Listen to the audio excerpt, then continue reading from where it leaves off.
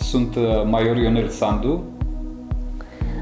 Roxana Sandu, major și lider divizional împreună cu soțul din anul 2018 pentru Armata Salvării România.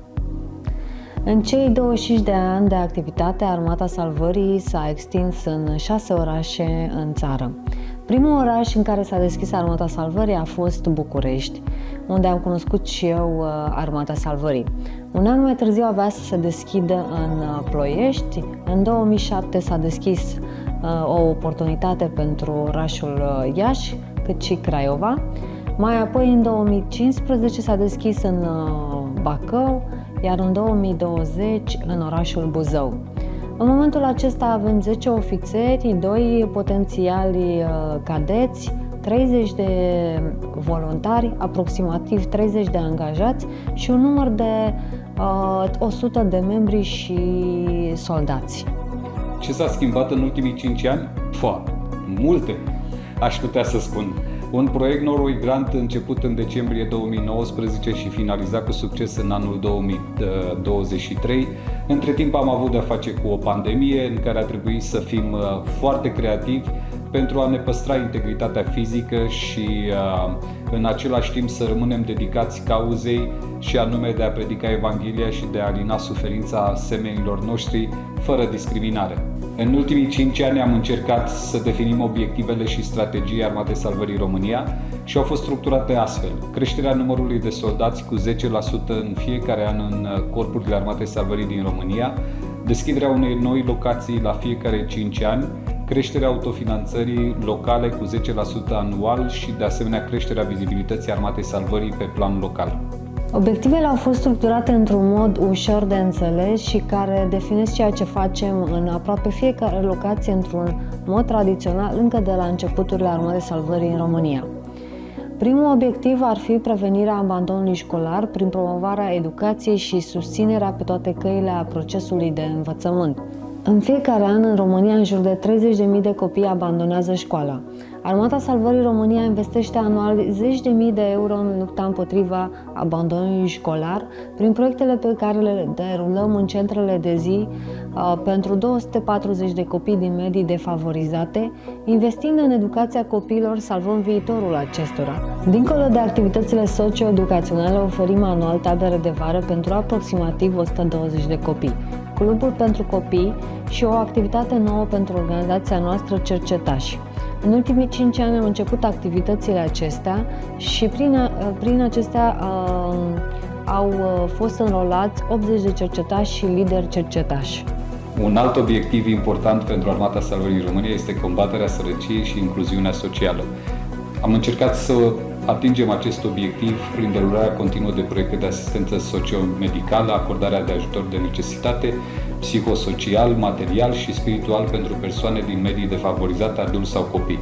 Fenomenul persoanelor fără adăpost reprezintă una dintre problemele cele mai importante în societatea cu care strategia de incluziune și protecție socială a Uniunii Europene se confruntă.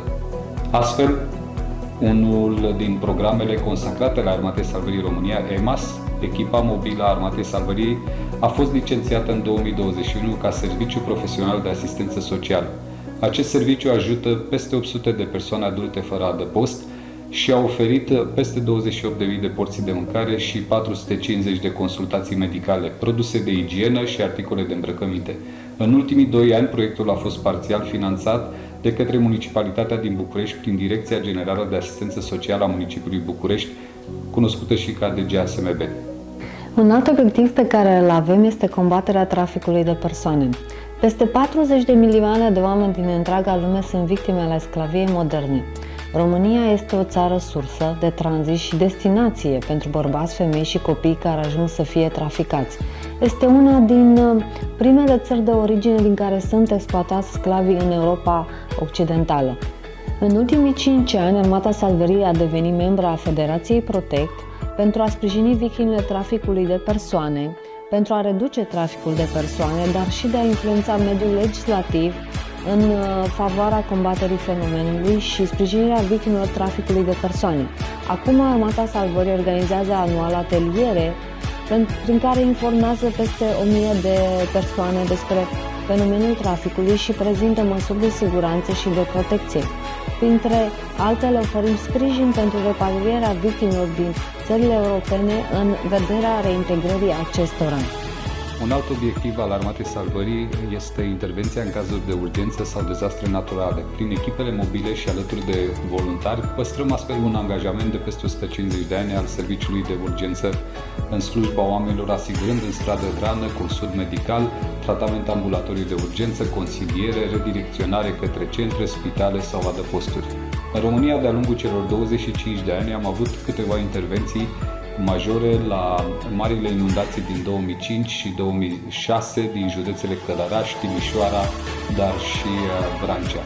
În cazul conflictului de la granițele noastre, încă din februarie 2022 am fost implicați în sprijinirea refugiaților ucraineni, mai întâi la Vama Siret și mai apoi în centrul expozițional Romexpo, dar de asemenea și în localitățile din țară, acolo unde a fost nevoie, mai ales în primele luni ale conflictului. În cei peste 2 ani de activitate am oferit asistență pentru peste 200.000 de persoane, copii, adulți și seniori, atât prin consiliere, produse alimentare, nopți de cazare pe termen scurt, prevenirea traficului de persoane, dar și vouchere și ghiozdane pentru copii. Pentru următorii 5 ani dorim să dezvoltăm activitățile, proiectele sociale pe care le desfășurăm în acest moment, pentru că știm că facem o treabă bună și oamenii care se coalizează în jurul nostru și cei pe care îi ajutăm au nevoie de acestea. Ne dorim să creștem numărul de corpuri în țară și astfel la fiecare 5 ani să deschidem o nouă locație într-unul din orașele reședință de județ. Pentru aceasta avem nevoie de ofițeri noi, dedicați cauzei și cu dragoste pentru Dumnezeu și semeni, dar și de voluntari și suporteri ai cauzei. Dorim să licențiem un nou serviciu social, un centru comunitar intitulat ACAS, care să răspundă nevoilor cetățenilor repatriați din alte țări, dar și a celor care au nevoie de o mână de ajutor pentru a depăși situațiile dificile în care aceștia se găsesc. Nimic din ce am spus anterior nu s-ar fi putut realiza fără ajutorul lui Dumnezeu și fără implicarea voastră a tuturor. Atât ofițeri, soldați, membri, angajați, voluntari, dar mai ales voi, cei care ați donat și sprijinit astfel cauza noastră.